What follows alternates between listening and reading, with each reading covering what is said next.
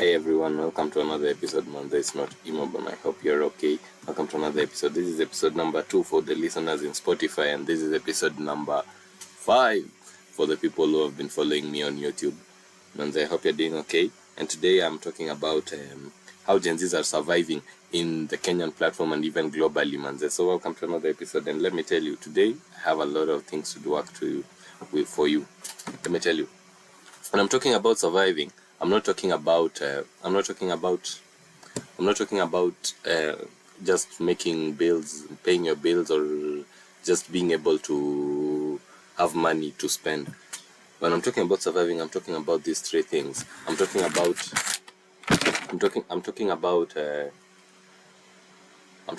mental illness. I'm talking about chasing your dreams and making extra money to figure out things in the world. Let me tell you, a lot of people, when you look up, even I've been doing my research on this thing, on how the Gen Zs are surviving currently, there is nobody who has documented this stuff, and I'm proudly to say I'm one of the fastest, because I'm one of the first to actually document this episode. And I've seen most of the searches that have been coming up, I've looked it on YouTube. One of them was saying that as a Gen Z, you were born during financial crisis, which is actually, they name it as the fallout. And these are what they say that the characteristics of the fallout. One is financial crisis, the global pandemic which hit us in 2020. We are gladly we recovered, and the chaotic political landscape, which we are looking at things like the Nepal, whatever is happening in Nepal, and whatever we actually had here in Kenya. And they will say we inherited the fallout, but it's okay that we actually did that, because we have learned how to work around it. And there are Gen Zs who are winning. Yeah, even you're supposed to win, and I'm happy for those who are winning. I'm happy for you that you are winning, and I hope you're doing okay, Bana. So let me get into things that actually the Gen Zs are surviving with. Yeah, Sindio. And when I'm talking about survival, I'm talking about how you're going to put your mindset when you're going to hustle. Hustle is not all about just hustling. Yeah, because they say faith without work is dead. So literally, that is what you need to put and impose in your life every day, because it is always one of the toughest things to impose in your life. And as a Gen Z, you need to learn that. Yeah. So let me tell you, the hustle mindset relies on only a lot of things. A lot of Gen Zs are not really relying on 9 to 5 jobs. There are Gen Zs who actually work 9 to 5 jobs. There are Gen Zs who don't really care about it. I personally, I don't feel like I should work a 9 to 5 job, because I am freely and creative. But there are Gen Zs who are actually working a 9 to 5 job, and they have actually learned a few things, and they have actually known. They have actually come up with ways of earning extra money. Like, I was listening to Brayo, this rider, the biker. He goes to job and he only records those biking videos when he's going to work or when he's coming from work. And we always think that he's always just rotating around Nairobi. He's not. So apparently he works during his extra time, like that is around before 9 and also after 5. So he has a 9 to 5 job, which is good. But there is a sample of things that you can do as if you have a 9 to 5 job. There's a couple of things you can do. I've heard there was surveying, because the Gen Zs right now are moving. I'm giving you a list of things that people have been doing. Selling clothes online. Yeah, there is retail shops online that you sell older clothes. These things have been easier, because there is these thrift shops that they're uploading their things on TikTok. There is TikTok Market. There is Jumia. There is this app that I use, Shopify. Yeah, that one is global though, but it's also, I've seen some people are trying to figure out a way to get around the global system. So it's one of the things you should be considering right now. Also, if you feel like that is too much and maybe you don't have the capital to do that one, you can actually do food deliveries. Yeah.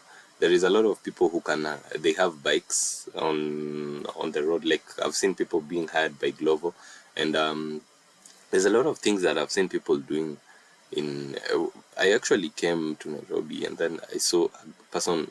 I was in the bus, and then I saw a person of Glovo, where a rider alikuwa na bicycle, alikuwa anapeleka Gen Z, just alikuwa anapeleka delivery.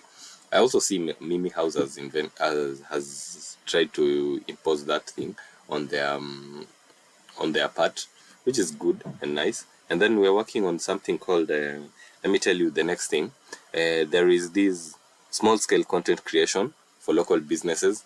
There is apparently these Gen Zs who work for, so let me tell you, there is this the Gen Zs who they have imposed something called marketing online. The digital market is one of the best space you can actually work right now, because let me tell you, every business needs a customer, and every person wants to sell something. So you need to get, there is a bridge there where there is a loophole where you need to bridge.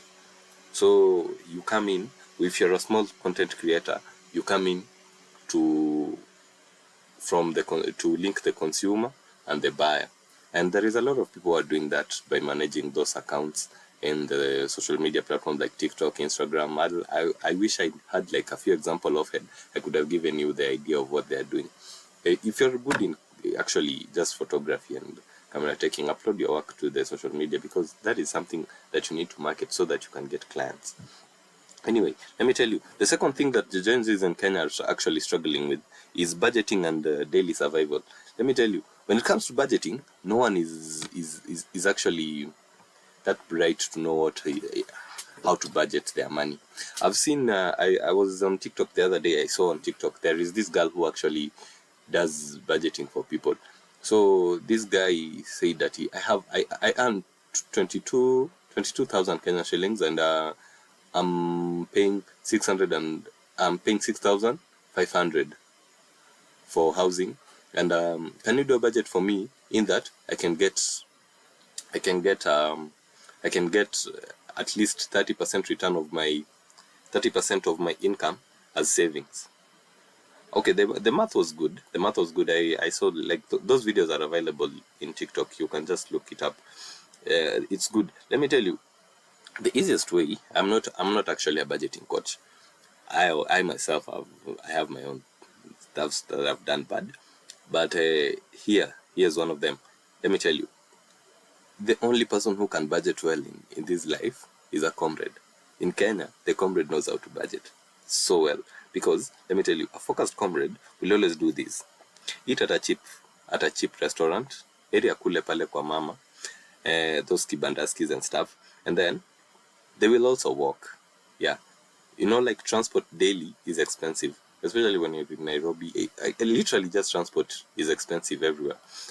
And then you can actually do shared accommodations. When I was in campus, I used to do all these things. And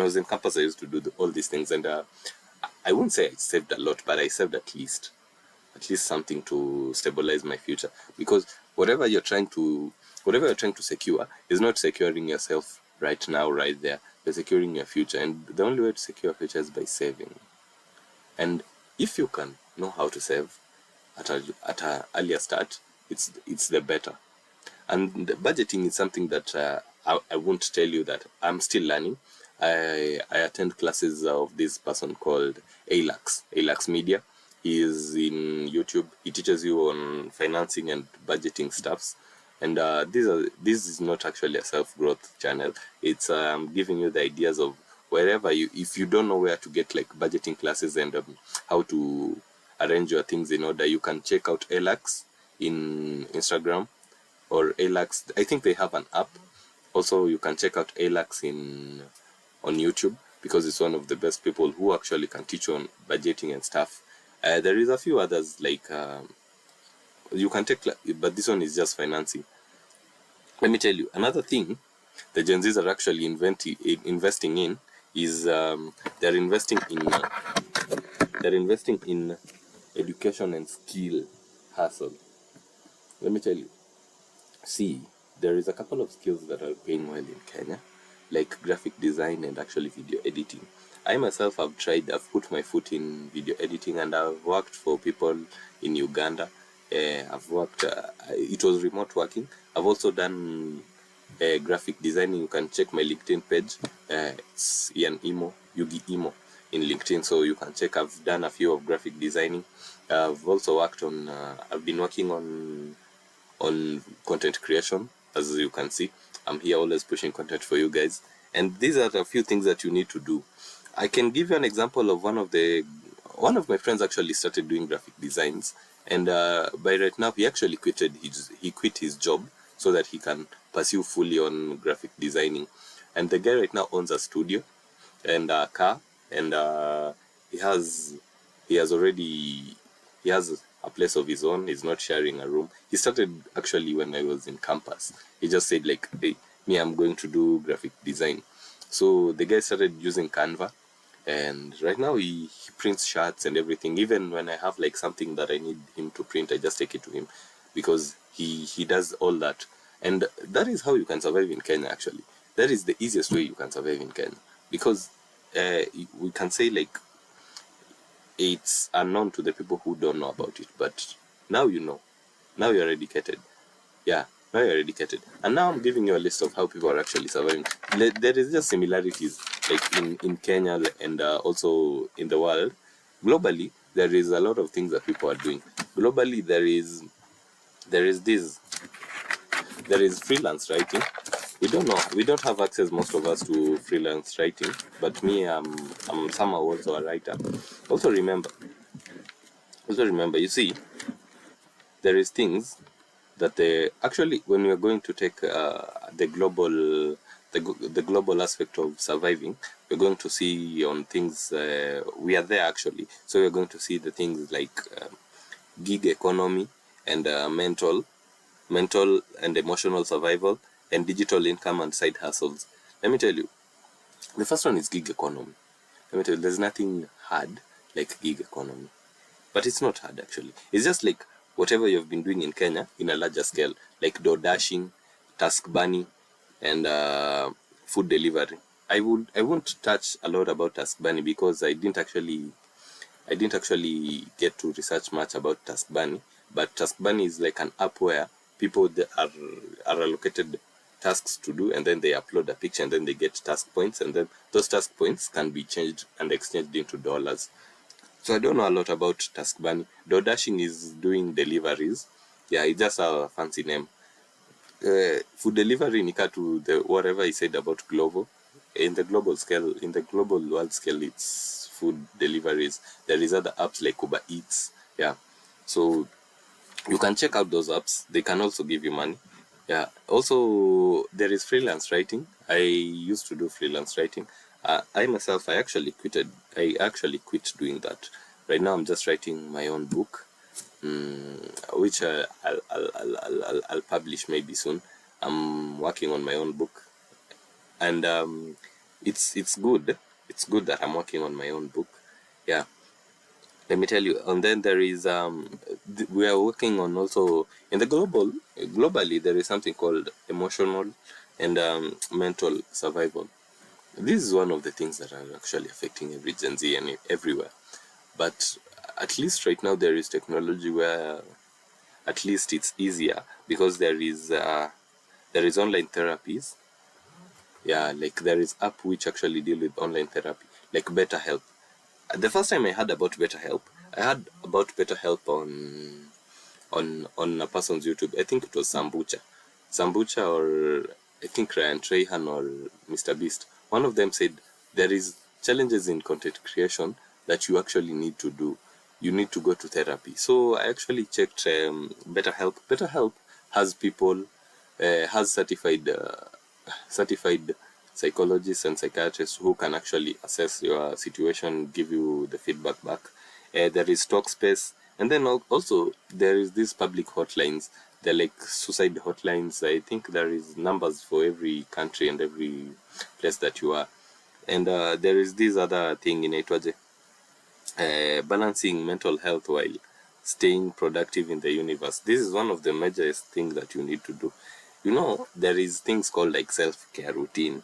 Yeah, self-care routine. If you've never tried actually self-care routine, you should check it out, because there is a lot of self-care routine. There is journaling. Journaling actually is a self-care routine. Like it helps you in keeping tab on or on your progress. Also, there is meditation. Meditation can help you when you just feel like oh, actually me, when I used to drink, I didn't used to meditate, but when I actually reduced my rate of drinking, I started meditating. Now when I meditate, I always sit on my own and just think about what do I want to be in 5 years to come, what do I want to do, and how can I stay productive and actually be moving with the current society, which is actually one of the hardest things that the people don't talk about, but you need to consider it as a part of your self-growth. And this is a way that the changes are coping up with globally. Meditation might seem like a joke, but it's not. Also, try to go to gigs outside, like enjoying gigs in areas like go to football pitches and stuff, and also race courses, yeah, man, because it's going to help you in some way and also help you in networking.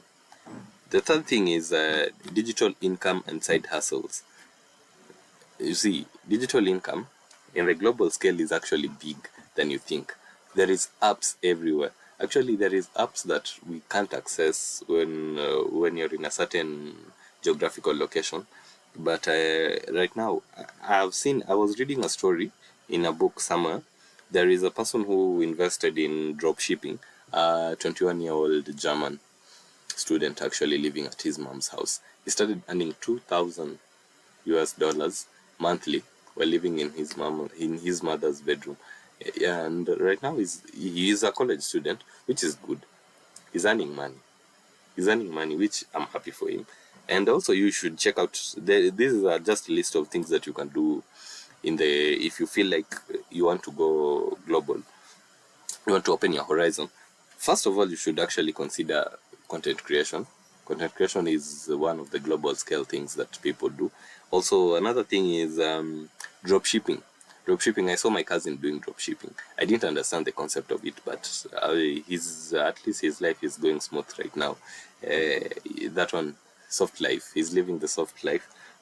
Also, you should consider doing stock trading, but this one is a dangerous one. This one needs a lot of brains, and you need a lot of how to evaluate and do data analysis. So basically, stock stock trading and crypto, those ones are, I won't advise you to do that. I won't, because I don't know how it works. I haven't looked into it. So totally, like, I'd say don't. But if you feel like that is where you should be, you should go and look further for it, because this is just a list. These are a rough list for whatever you should be doing. Anyway, let me tell you, the major key points of the things that you should have been taking from the start of this podcast is, there is something that I said, content creation. In both Kenya and globally, it's actually a main thing. So what you need to know about this one is, content creation will always be. It has been since time.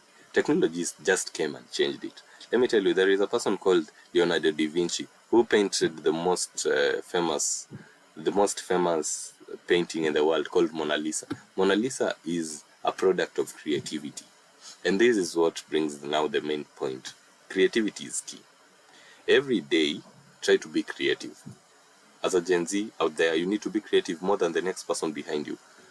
Yeah, you need to be creative. Don't just sit around thinking that because you're not a content creator, you shouldn't do it. Maybe you have an interesting job that you should show off. Maybe you're just creative. Maybe you have something like you're good in designs, like you know how to dress well, fashion and stuff, because these are the things that people are earning money through. There is things like there is this Kenyan fashion designer. I think she's called Zab something. She's from Coast. She dresses well. She knows how to dress, and you see, she's using her platform to actually get other access to other people. Let me tell you, creativity is key, because you might actually have education and you are not really smart when it comes to the creativity sector. Everybody, luckily in the world, what I know, out of every 10 people, 7 people are actually more creative than those other 3. So you have to choose where you are. Because me, I know I'm creative. That's why I told you, like, I don't really need a 9 to 5 job. because I'm really creative. I can do like 5 or 3 things without actually even lifting my arm. Yeah. Let me tell you, another thing is adaptability. Adaptability is something that you need actually to know. You know, adapting to different environments at different settings is something that actually the Gen Zs are coping up with. Let me tell you, yes, we were born under an era of the fallout, as they might say. Yeah, let me tell you, the internet is one of the most discouraging things, but we have been beating them time and time again and proving to them that we can actually do better than their analysis. I was literally just a few minutes before I started recording, I was watching a video on how we have actually inherited the fallout. And I don't feel like we've inherited the fallout. It's their perspective, is their own POV that they see that we have actually inherited the fallout. We haven't inherited the fallout yet, because I want to tell you, we are born in a technology era, so we know how to get around everything. Another thing that you need to know as a Gen Z is community matters. Community matters. Let me tell you, when I'm talking about community matters, I'm talking about networking and knowing what is going on with the current affairs and things that you need to know. You see, a good connection, I always say a good connection can go far. You see, when you have connections, which are actually important in the current era, it's actually important. Let me tell you, I'm not talking about connection that you can buy a business, you can buy a job, that you can just pay someone and then they put like the business for you there. No, I'm talking about connection. I'm talking about your circle of people who are thinking like, for you to actually succeed, you need people who think the same way as you. You see, this is one of the hardest thing that people don't know about.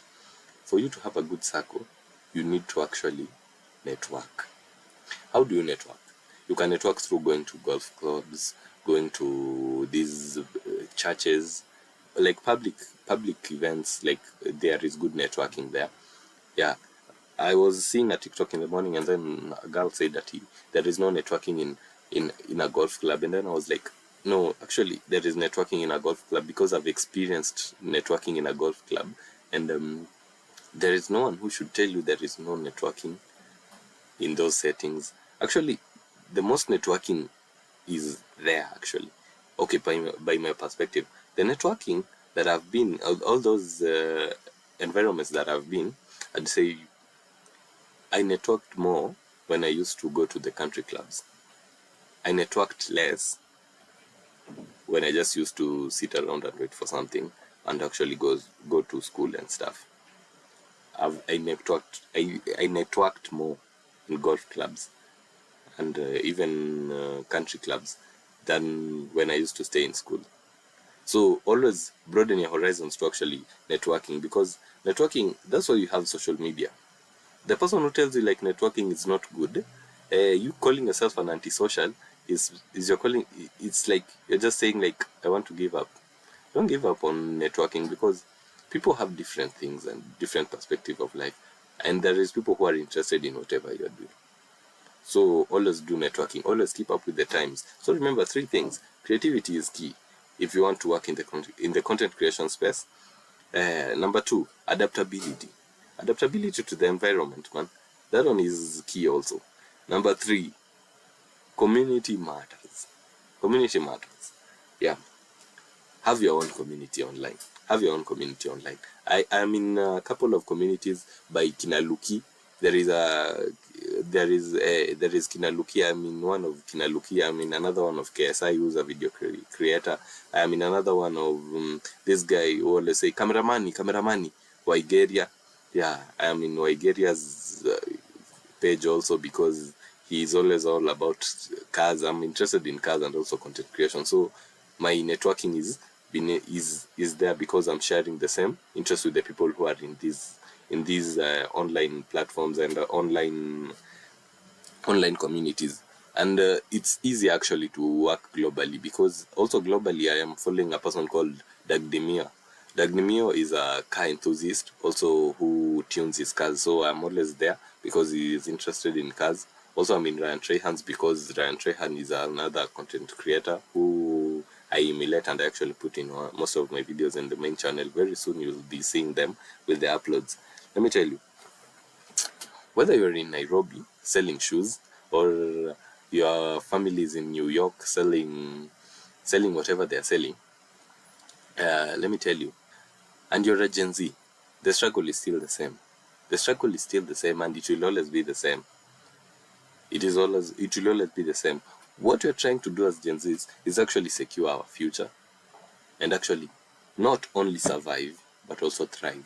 Because the only way that we are going to thrive is if we actually learn these random skills.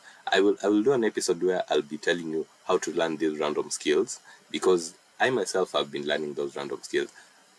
I may not look like a person who really cares about that, because actually this is a new thing. I don't really care about doing it.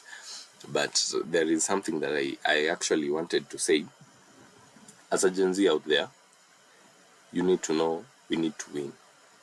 We need to prove to people that we were not only born in the Fallout era, but we passed through the Fallout era, and we survived through the Fallout era, and we thrived through the Fallout era. How can, because it's internet which is selling these ideas that the Gen Zs are actually they're not in a good environment. Who said we're not in a good environment? You're the one who is selling the idea of not being in a good environment. And if you're the one buying it, no Gen Z should buy that idea, because we are winning. We've seen other people win. And why not you? You are going to win, and you're going to thrive, and you're going to succeed. You're going to go to Maldives, all those fancy places that everybody has been going. We're going to eat in these fancy restaurants, these celebrity restaurants. Globally, we are going to enjoy ourselves. We're going to Thailand. And how will we go? When we just accept that we need to thrive. And I've showed you a list of how people are surviving out here. And I can just give you an example as I'm finishing of whatever, of how globally people are doing. The people who are actually selling second-hand clothes. I also thrift. Everybody thrifts. Everybody thrifts. Also, there is people who are doing freelance editing. There is remote internship. You're just in your house doing programming or writing, which I've tried also, which is also good when it comes to earning. There is something called you can do actually content creation pays. Content creation pays because kuna vitu kama endorsements. People don't talk about endorsements. They don't talk about ad revenue. They don't talk about collaborations. But in the global scale, it is there. Now let me tell you. I want just to say, as I finish up, Manze, I want to say thank you for tuning in. Keep on thriving. Keep on surviving.